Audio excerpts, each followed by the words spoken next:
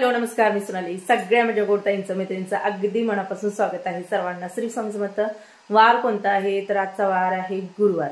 आज आहे अमावस्या सुरू झालेली आहे. तरीच काल बुधवार होता. काल संध्याकाळी वर्ण खालीपर्यंत एवढा तो गुस्सा, एवढं मी सांगू शकत नाही. याचं तर अजून काम बाकी आहे. याचं काम करायला एक दादा येतील आता. पण एवढं काम होतं ना की सगळ्या अक्षरशः कोपरा ना कोपरा भुशाला भरलेला होता. तो सगळा 2 तास रात्री साफ केला. असं म्हणतात की गुरुवारी जास्त झाडू वगैरे मारू नये, असं करू नये, तसं करू नये. त्यामुळे मग मी रात्री सगळं झाडून काढलं. तर खूप साऱ्या ताईंच्या कमेंट होत्या की ताई व्हिडिओ मोठे बनवत जा, खूप छोटे छोटे होतात आणि मग कधी सुरू होतो आणि कधी संपतो कळत नाही, मन भरत नाही, अशा भरपूर कमेंट आलेल्या होत्या. त्यामुळे विचार केला की चला आज ना 2 व्हिडिओचा एकच व्हिडिओ बनवलेला आहे. पहिली गोष्ट एक तर तुमची म्हटलं चला इच्छा जी आहे ती पूर्ण करूया. दुसरं म्हणजे काय तर उद्या आता बघा 2 दिवस आपले सणासुदीचे दिवस आहेत. त्याच्यामध्ये मला तेवढा वेळ मिळणार नाही, कारण सध्याचं इथलं रुटीन जर आपल्या नवीन घरातलं बघायला गेलं तर नुसता गोंधळ आहे. म्हणजे कसा एक काम कुठलंही कंप्लीट झालेलं नाही, त्यामुळं सगळं डबल काम जे असतं ते मला लागतं. मग ह्या ह्याच्यात मी विचार केला की जर तुम्हाला आजही पाठवलं तर उद्या समजा माझ्या ह्यानं व्हिडिओ जमला तर पाठवेनच, नाही जमला तर मग आहे त्याच्यावरती तुम्ही समाधानी राहाल. असो, आता पुन्हा आणि कमेंट येतील की ताई एक दिवस जरी व्हिडिओ नाही आला तरी आम्हाला करमत नाही. तर तुमचे हे प्रेम जे आहे ते असेच भरभरून आमच्यावरती राहू द्या ताईंनो. खूप खूप खूप मनापासून आणि हृदयातून तुमचे पुन्हा एकदा या खूप मोठ्या प्रेमासाठी अगदी मनापासून आभारी आहे. पाहुणे कोण आलेले आहे तर दादांची बहीण आहे, खूप लांब असते गोव्याला. ही आजीला दे ग्रीन कलरची. तो अगं तू सगळ्यांसाठी साड्या घेऊन आली.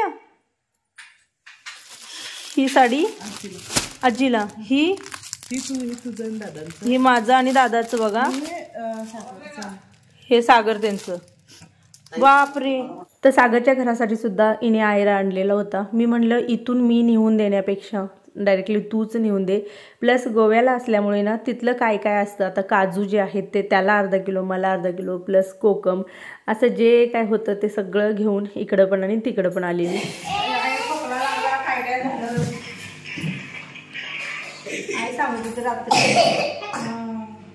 अर्धा तास खोकला लागला.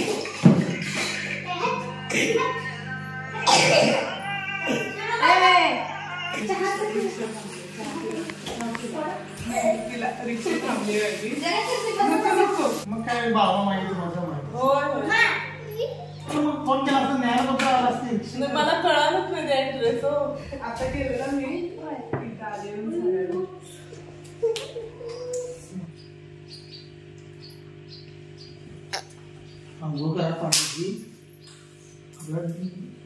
तुला नेणार नाही मी, मग आज मग जाऊन येतो आवरले माझं. हा सुट्टीच ना, पाहुणे तर झाली ना.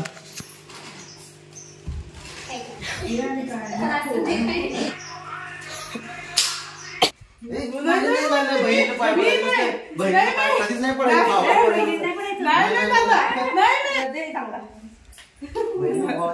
पडेल.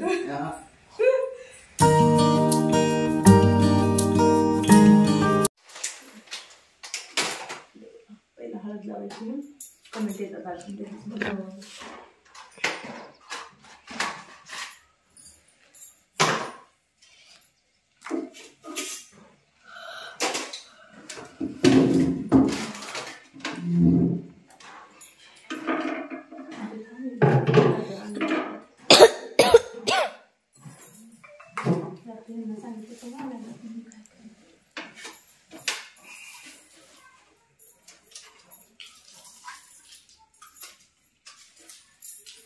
थोडस टाक, थोडं नाही यायचंय ना. अगं आपण यायचं असलं ना कमी टाकायचं, म्हणून लवकर येतं. पाठीवर टाकलं कधी इथेच काय नाही. प्रेम भेटते ना. अगं पण मी कालच सांगितलेलं एवढं सगळं काय करायचं नाही तू म्हणून. परत येताना नाही आलायची.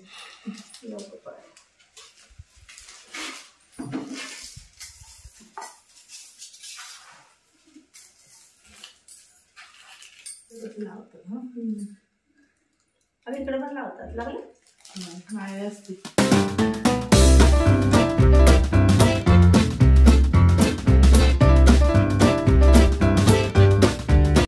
सगळ्या इच्छा चांगल्या पूर्ण होऊ दे.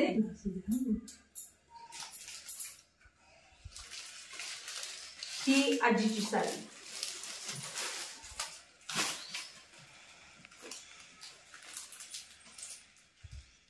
आणि पुन्हा ही जजच्या आईसाठी लाल कलर आवडतो म्हणून लाल कलर. छोटी मोठी निरोगी ठीक आहे. नक्कर आणते तिला म्हणून आता भैया ते पडलं ना फुटतं बरं का. WBC येतो. चॉकलेट वगैरे काय झालेलं आहे? नको नको जेव्हा आणलं तेव्हा आहे की भरपूर झालं काजू ते. आता शांत बस. माझ्या पोराला मस्ती करतोय.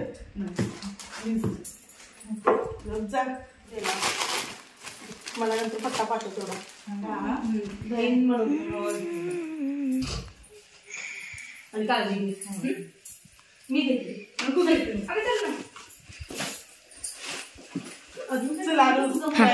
बाय. फक्त तिथे एक काम करायचं नाही का गोवा सगळं घेऊन यायचं नाही का तू. हो हो हो किट्टू म्हणते बाई असंच होतं मी जाते सगळे येऊन जातात. मला एक पण भेटत नाही. मी कॅमेऱ्यात दिसत नाही.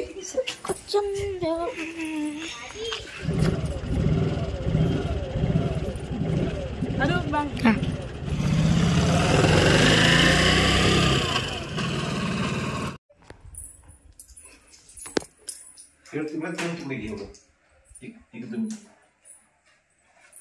बापरे असं चिटकावं लागतं काय सगळं.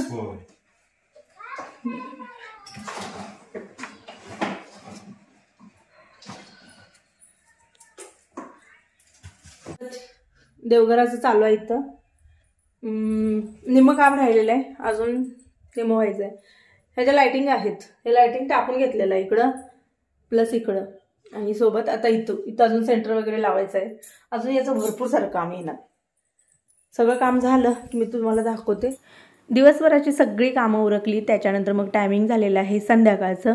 सगळं मटेरियल जे होतं ते दादाला तुमच्या आदल्या दिवशीच मी आणायला सांगितलेलं होतं. ज्याच्यामध्ये गजरे असू दे, हार असू दे, फुलं असू दे, काही पण असू दे, फळं वगैरे सगळं आणलेलं होतं. आणि साडी जी आहे ती मी नेसलेली आहे. ही आपल्या पूजेला मामाने घेतलेली साडी आहे. याचं नाव बऱ्याच जणी विचारतात पण मी म्हणते की डब्बा सिल्क वगैरे. कारण का मला कमेंट पण 2 आलेल्या होत्या की ताई हिचं नाव डब्बा सिल्क आहे. मला माहीत नाही आहे काय नाव आहे काय नाही आहे. बघूया नेक्स्ट टाईमला गेल्यानंतर मी नक्की विचारेन की या साडीचं नाव काय. यातलीच हिरवी साडी जी आहे ती माझ्याकडे आहे आणि ही एक रेड कलरची आहे. आता इथं बांगड्या वगैरे दाखवत आहे. काय आहे तर जसं सांगितलेलं सागर वगैरे गेलेले होते यात्रेला जतला. जी आपल्या यल्लमा देवीची यात्रा आहे ती खूप मोठी यात्रा असते. खूप म्हणजे खूप मोठी यात्रा असते. मग तिथून येताना तिच्या माम्यांनी आजीनं वगैरे म्हणजे आपल्या जजच्या आईनं वगैरे काय काय काय काय दिलेलं होतं. ते सगळं साहित्य आमच्याजवळ पोचवलेलं आहे. सोबत भाजीपाला पण बराचसा दिलेला आहे. नेक्स्ट व्हिडिओमध्ये शेअर करेन. आईचं प्रेम जे आहे कोणाबरोबर का असे ना येत असतं म्हणतात ना माहेरचं प्रेम. तर आता बनवत आहे मी शिरा. संध्याकाळी म्हटलं आता सुवासनी येणार आहेत. आता काय गोंधळ आहे सांगते माझा की मला बनवायची ती खीर. कारण खिरीचा मान खूप असतो. पण शेवया मला वाटलं असतील माझ्याजवळ. आणि ज्यावेळेला मी पूर्ण पसारा घेऊन आले त्यावेळेला मी कन्फ्युजन होते की म्हणजे आहे का नाही. असेल असं वाटलं कारण माझ्या घरात कायम तुम्हाला कस्टर्ड पावडर आणि शेवया बघायला मिळतील. पण ना ते सापडे नाहीच. आहेत पण ते कुठे गेलेले तर कुठल्या ह्याच्यात गेलेले ते सापडे ना. ठेवताना तर तुमच्यासमोर सगळं मी घावायसाठी ठेवलं पण शेवटी गोंधळ व्हायचा तसा होतो. त्यामुळं विचार केला काय स्वीट बनवायचं. होता रवा चांगला भाजला तुपामध्ये आणि मग साधा सिंपल असा रवा जो आहे तो बनवलेला आहे. पण शक्यतो देवीचं कुठलंही काही असू दे किंवा स्वामींचं जरी असलं तरी शक्यतो खिरीला प्राधान्य जास्त आहे. बघा महाराजांना सुद्धा खीर आवडते. मग त्यात कुठली आपण बनवतो त्याला महत्त्व नाही पण खीर आवडते. त्याच्यानंतर मग सगळ्यांसाठी चहापाणी केलं. सगळी तयारी केली पूजेची. पण मध्येच आपल्याला ही कामं बघावी लागतात. त्यात किट्टोला काय झालं तर काय माहीत अचानक जाऊन झोपलेली होती. म्हणजे टायमिंग होतं बघा सगळं आवरून आपलं पूजा पाठचं. आणि त्या दिवशी तिला काय झालेलं तिनं डायरेक्टली झोपून घेतलं. आपण म्हणतो ना की लक्ष्मी येण्याच्या टायमिंगला घरामध्ये कुणीही झोपता कामा नये. त्यामुळे मग पहिला जाऊन तिला उठवलं आणि त्याच्यानंतर मग सुरुवात झालेली आहे माझं जी काय पूजा आहे ती मांडायला. मला ना काल खूप सारे कमेंट आल्या की ताई तू जे देवघर बनवलेलं आहे त्याला अंदाजे खर्च किती आला. आता खर्च तर अजून चालूच आहे. वरचेवर सगळं जे सांगेल ते आम्हाला आणावं लागतं. तरी पण मी अंदाजे तुम्हाला सांगते की 25,000 क्रॉस होतात. आता आमचे 25 क्रॉस झालेले आहेत. अजूनही छोटं मोठं काय असेल एक 25 धरून चला. म्हणजे माझ्या एवढी जर जागा असेल तर त्याच्यापेक्षा आणि जर मोठी असेल तर तुमचं बजेट जे आहे ते वाढू शकतं. कारण हे स्क्वेअर फुटावरती सगळं मटेरियल असतं. खूप सारं प्रोफाईल कटिंग वगैरे जेव्हा आपण सगळं बनवून घेतो तेव्हा एक लक्षात ठेवा की आपल्याला पैसे बरेचसे वाचतात आणि जेव्हा आपण सगळं तयार आणतो म्हणजे त्यांच्याकडूनच सगळं घेतो ना तेव्हा आपले पैसे चार्ज जास्त जातात.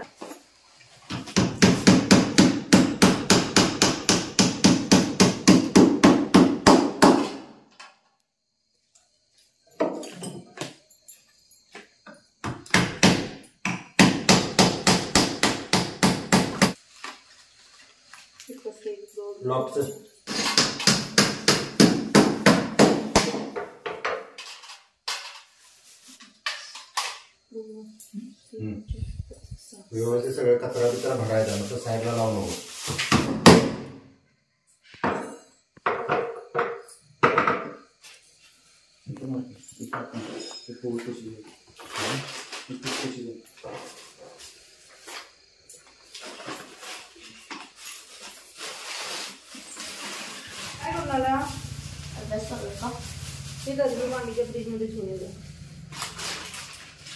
मी काल एकदम कमी शब्दात सांगायला गेले ते म्हणजे काय तर देवघरामध्ये पायऱ्या ज्या असतात त्याच्यावरती देव ठेवू नये, पण मला तसं म्हणायचं नव्हतं. जिथं आपले देव बसतात त्या पायऱ्या ठीक आहे, त्या असणंच गरजेचं आहे, मग त्या 3 किंवा 5. पण जे शोपीस सारखे शोकेशमध्ये कसे एकाखाली एक टप्पे असतात आणि लोक काय करतात एक देव असं एकाखाली ठेवत जातात. त्याला मी सांगत होते की शास्त्रानुसार सहमती नाही. देव कधीही एकाच जागी एकाच ठिकाणी सगळे असावे, वर खाली नसून.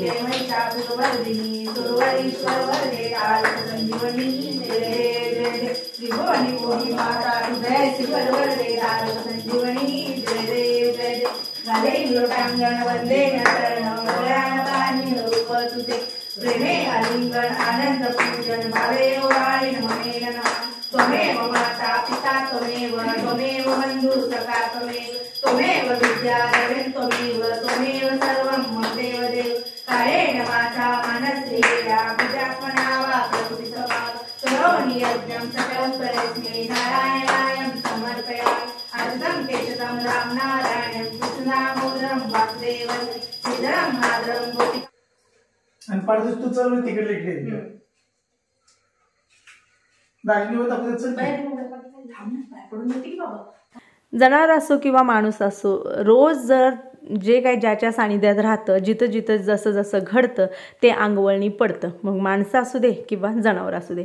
शेरूला सवय आहे सतत आपल्या घरी पूजा पाठ आरती वगैरे चालूच असते. त्यामुळं आरतीचा आणि घंटीचा जर आवाज आला रे आला, शेरू कुठंही असू दे, तिथून डायरेक्टली शेरू पळत डायरेक्टली आतमध्ये येतो. जिथं आरती चालू आहे तिथं तो थांबतो. म्हणजे बघा, सांगायचं एवढंच आहे की ज्याच्या सानिध्यात आपण राहू आपण त्याच्यासारखं बनतो. मग ते जनावर असू दे किंवा माणसं असू दे, अंगवळणी पडतं, सवय होऊन जाते त्याची.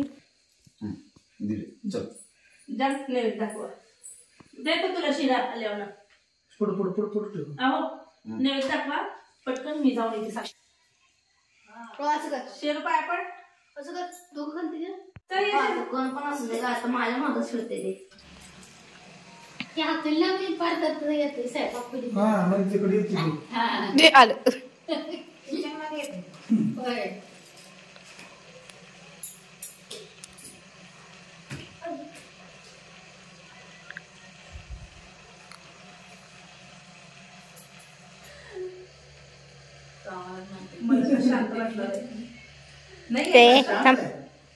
अजिबात नाही. जरा तो भाजी भांडण करायला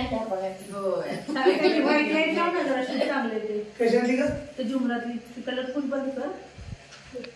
मला ना भरपूर कमेंट असे आले की ताई 4थ्या गुरुवारी आम्ही उद्यापन केलेलं आहे, मग आता 5वा गुरुवार येत आहे, तर 5व्या गुरुवारी पुन्हा पूजा मांडू शकतो का, व्रत करू शकतो का? तर नाही, कधीही बघा उद्यापन झाल्यानंतर कधीही पुन्हा तुम्ही लगेचच ते त्यामध्ये ॲड करून म्हणजे आता 3 केलेत 4 केलेत पुन्हा 5वा नाही होत. नवीन सुरुवातच करावी लागते आणि मार्गशीर्षातले काही 5 किंवा 4 असेच येतात.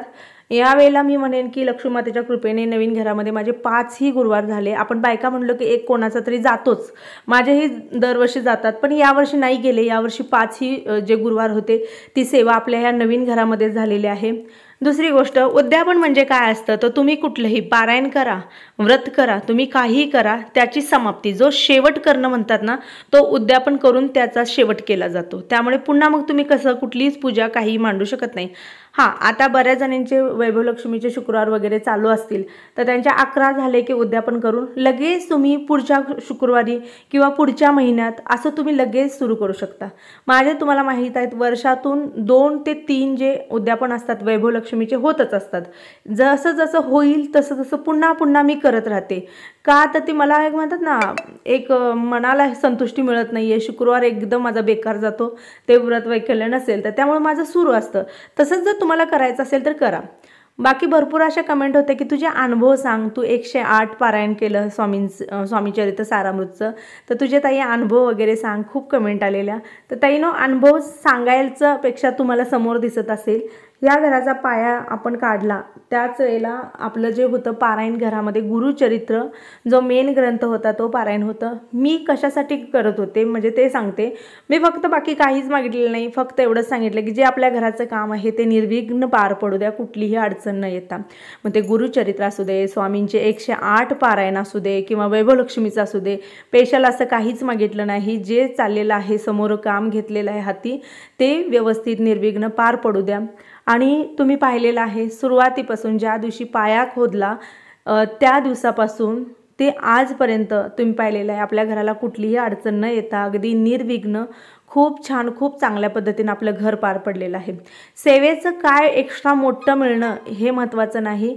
कधीही लक्षात ठेवा जेव्हा तुम्ही सेवा करता ना तेव्हा एकच करायचं आहे की विश्वास ठेवायचा आहे. बरेच जण काय करतात की करतात पारायण पण एकीकडे मनामध्ये अविश्वास असतो की बाबा हे नाही ते नाही कुठलं काय नाही, बरोबर. असा अविश्वास ठेवून नका करू. विश्वास ठेवा, अगदी 100% विश्वास ठेवा. एकदा नाही झालं तर पुन्हा पकडा, पुन्हा करा. कदाचित माझ्या सेवेमध्ये ताकद कमी असेल असं म्हणून ते करत राहा. कधीही देव कुणाचं काहीही ठेवून घेत नाही, एवढं लक्षात ठेवा. त्यांचं एक आहे की सगळं जे काय आहे ते तुम्हाला व्याजासाठी रिटर्न देतात. कुठलीच सेवा वाया जात नाही. अगदी छोटी असू दे मोठी असू दे कधीही वाया जात नाही. फक्त विश्वास ठेवून करत राहायचं. तुमची सेवा जी आहे ती तुम्हाला रिटर्न दिली जाते, फक्त त्याची योग्य वेळ यावी लागते. आधीच नाही ते ह्याला आले कधी लग्नात नाही वास्तविकला पण नव्हते तिकडं होतं ना म्हणजे आमचं चालूच होते काम घराचं. तुमचं चालू काय नव्हतं का? तुमचं लय फास्ट सगळ्यांची हेल्थ तर आमच्या मागून घरी घेऊन जाऊन आले ना आम्ही बघून. थोडं थोडं काळा नाही इथे रिटर्न असते नाही करा घेऊन जावा वाट्या नको नाही घेऊन जावा नाहीतर खावा. चमचे दे ना मम्मी. मला जाऊन तर खरं खाऊन जायचं असतं घरात. तर माझा जो काय कार्यक्रम होता सगळा आपला छानपैकी पार पडला. मला एक ना डील आलेली आहे ती म्हणजे एव्हर्टिन करून आलेली आहे. आणि त्यांचं असं म्हणणं आहे बघा की आपल्या आता मासिक पाळी जी आपली असते त्याच्यामध्ये आपण खूप सारे प्रोडक्ट वापरत असतो. मग त्याच्यामध्ये आपले पॅड असतात, काही कप्स असतात किंवा तुम्ही अजून काय वापरत असाल म्हणजे तुम्हाला जे बेस्ट असेल योग्य वाटत असेल ते तुम्ही वापरत असाल तर एक दिवस त्याचा वापर न करता बसू शकता का? आणि जर कोण असं असेल तर त्यांनी मला कमेंटमध्ये जरूर सांगावं की बाबा आम्ही बसू शकतो. आणि त्याला एक हे आहे की बाबा तुमचं जे काय घरगुती काम आहे ते न करता म्हणजे ते कुठल्याही घरातलं काम करायचं नाहीये असं एक डील आलेली आहे. तर मला नक्की तुम्ही सांगा कमेंट बॉक्समध्ये.